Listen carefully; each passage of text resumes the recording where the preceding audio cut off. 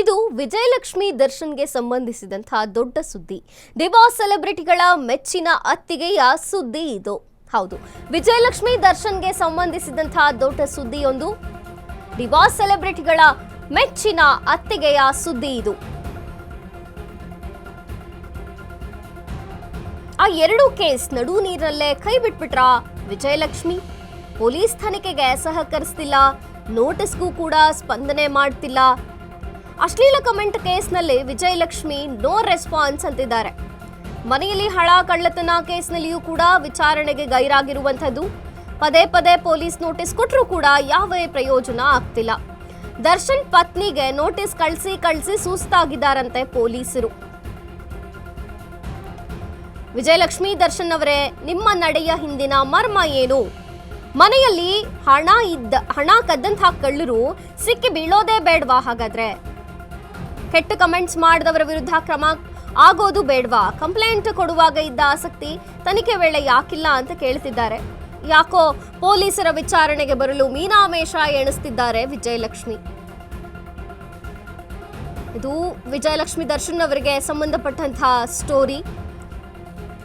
ಆ ಎರಡೂ ಕೇಸ್ ಇತ್ತಲ್ಲ, ಅದನ್ನ ನಡು ನೀರಿನಲ್ಲೇ ಕೈ ಬಿಟ್ಬಿಟ್ರ ಹಂಗಾರೆ ವಿಜಯಲಕ್ಷ್ಮಿ? ಯಾಕೆ ನೋಟಿಸ್ಗೆ ಸ್ಪಂದನೆ ಮಾಡ್ತಿಲ್ಲ? ಯಾಕೆ ತನಿಖೆಗೆ ಸಹಕರಿಸ್ತಿಲ್ಲ? ಅಶ್ಲೀಲ ಕಮೆಂಟ್ ಕೇಸ್ನಲ್ಲಿ ವಿಜಯಲಕ್ಷ್ಮಿ ನೋ ರೆಸ್ಪಾನ್ಸ್ ಆಗಿದ್ದಾರೆ. ಮನೆಯಲ್ಲಿ ಆದಂತಹ ಹಣ ಕಳ್ಳತನ ಕೇಸ್ನಲ್ಲೂ ಕೂಡ ವಿಚಾರಣೆಗೆ ಗೈರಾಗಿರುವಂಥದ್ದು. ಪದೇ ಪದೇ ಪೊಲೀಸರು ನೋಟಿಸ್ ಕಳಿಸಿದ್ದಾರೆ, ಯಾವುದೇ ಪ್ರಯೋಜನವಾಗಿಲ್ಲ. ಫೋನ್ ಕೂಡ ನಾಟ್ ರೀಚಬಲ್ ಅಂತಿದೆ. ದರ್ಶನ್ ಪತ್ನಿಗೆ ನೋಟಿಸ್ ಕಳಿಸಿ ಸುಸ್ತಾಗಿದ್ದಾರಂತೆ ಪೊಲೀಸರು. ವಿಜಯಲಕ್ಷ್ಮಿ ದರ್ಶನ್ ಅವರೇ, ನಿಮ್ಮ ನಡೆ ಏನಿದು? ಇದರ ಹಿಂದಿನ ಮರ್ಮ ಏನು ಅಂತ ನೀವೇ ಹೇಳಬೇಕೀಗ. ಮನೆಯಲ್ಲಿದ್ದ ಹಣ ಕದ್ದಂಥ ಕಳ್ಳರು ಸಿಕ್ಕಿ ಬೀಳೋದು ಬೇಡವಾ? ಅಥವಾ ಈಗ ಕೆಟ್ಟ ಕಮೆಂಟ್ ಹಾಕಿದ್ದವರ ವಿರುದ್ಧ ನೀವೇನು ಕಂಪ್ಲೇಂಟ್ ಕೊಟ್ಟಿದ್ರಿ ಆ ವಿಚಾರವಾಗಿ ಕ್ರಮ ಆಗೋದು ಬೇಡವಾ? ಕಂಪ್ಲೇಂಟ್ ಕೊಡುವಾಗ ಇದ್ದಂಥ ಆಸಕ್ತಿ ತನಿಖೆ ವೇಳೆ ಯಾಕೆ ಇಲ್ಲ? ಪೊಲೀಸರ ವಿಚಾರಣೆಗೆ ಬರಲು ವಿಜಯಲಕ್ಷ್ಮಿ ಈಗ ಮೀನಾಮೇಷವನ್ನ ಎಣಿಸ್ತಿದ್ದಾರೆ.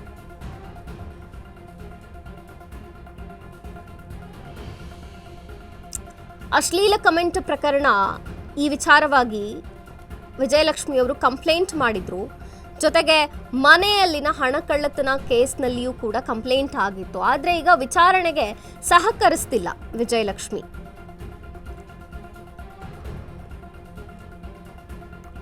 ಪೊಲೀಸರು ಎಷ್ಟೇ ಬಾರಿ ಕೂಡ ಅವ್ರನ್ನ ರೀಚ್ ಮಾಡೋಕೆ ಪ್ರಯತ್ನ ಪಟ್ಟರೂ ಕೂಡ, ಮೇಲಿಂದ ಮೇಲೆ ನೋಟಿಸ್ ಕಳಿಸಿದ್ರು ಕೂಡ ಏನೂ ಪ್ರಯೋಜನವಾಗ್ತಿಲ್ಲ. ದರ್ಶನ್ ಪತ್ನಿಗೆ ನೋಟಿಸ್ ಕಳಿಸಿ ಸುಸ್ತಾಗಿದ್ದಾರಂತೆ ಪೊಲೀಸರು.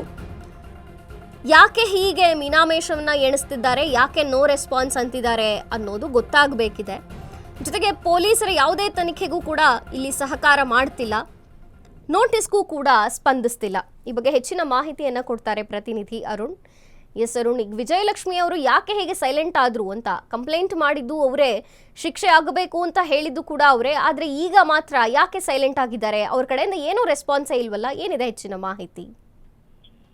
ಮಂಜರಿ, ಏನಂದ್ರೆ ಏನು ಈ ಒಂದು ವಿಚಾರಕ್ಕೆ ಸಂಬಂಧಪಟ್ಟಂತೆ, ಯಾಕಂದ್ರೆ ವಿಜಯಲಕ್ಷ್ಮಿ ಅವರು ಪ್ರಾರಂಭದಲ್ಲಿ ಎರಡು ಮೂರು ಬಾರಿ ಒಂದು ಕಮಿಷನರ್ ಆಫೀಸ್ಗೆ ಬಂದು ನನ್ನ ಕೊಟ್ಟಂತ ದೂರಿಗೆ ಯಾವುದೇ ರೀತಿಯ ಕ್ರಮ ಕೈಗೊಳ್ತಾ ಇಲ್ಲ ಅಂತ ಹೇಳ್ಬಿಟ್ಟು ಆರೋಪ ಮಾಡಿ ಹೋದ್ರು. ಆನಂತರ ಪೊಲೀಸರು ಸಹ 5 ಜನ ಆರೋಪಿಗಳನ್ನ ಅರೆಸ್ಟ್ ಮಾಡಿದ್ರು. ಆದ್ರೆ ಈಗ ಏನು ಮಹಿಳೆ ಆಗಿರೋ ಹಿನ್ನೆಲೆಯಲ್ಲಿ 60 ದಿನದಲ್ಲಿ ಪೊಲೀಸರು ಯಾರು ವಿಕ್ಟಿಮ್ಸ್ ಇರ್ತಾರೆ ಮತ್ತೆ ಯಾರು ನೊಂದ ಸಂತ್ರಸ್ತರಿರ್ತಾರೆ, ಸೊ ಅವರ ಹೇಳಿಕೆಯನ್ನ ಕೋರ್ಟ್ ನಲ್ಲಿ ದಾಖಲು ಮಾಡಿಸಬೇಕಾಗುತ್ತೆ. ಆದ್ರೆ ಈ 2-3 ಬಾರಿ ಈ ಪ್ರಕರಣ ಏನು ಡಿಸೆಂಬರ್ ನಲ್ಲಿ ಕೊನೆಯ ವಾರದಲ್ಲಿ ಬೆಳಕಿಗೆ ಬಂದಿತ್ತು. ಆದ್ರೆ ಈಗ ಅವರು ಪೊಲೀಸರು ಒಂದು ಕೋರ್ಟ್ಗೆ ಯಾರು ವಿಕ್ಟಿಮ್ಸ್ ಯಾರಿರ್ತಾರೆ, ಸೊ ಅವ್ರನ್ನ ಕರ್ಕೊಂಡು ಹೋಗ್ಬಿಟ್ಟು ಒಂದು ನ್ಯಾಯಾಧೀಶ ಮುಂದೆ ಒಂದು ಹೇಳಿಕೆಯನ್ನ ದಾಖಲು ಮಾಡಿಸ್ಕೋಬೇಕಾಗುತ್ತೆ. ಏನಾಯ್ತು ಮತ್ತೆ ಯಾರಿಗೆ ನೊಂದಿದ್ದಾರೆ ಇದಾರೆ ಸೊ ಅಂತವ್ರನ್ನ.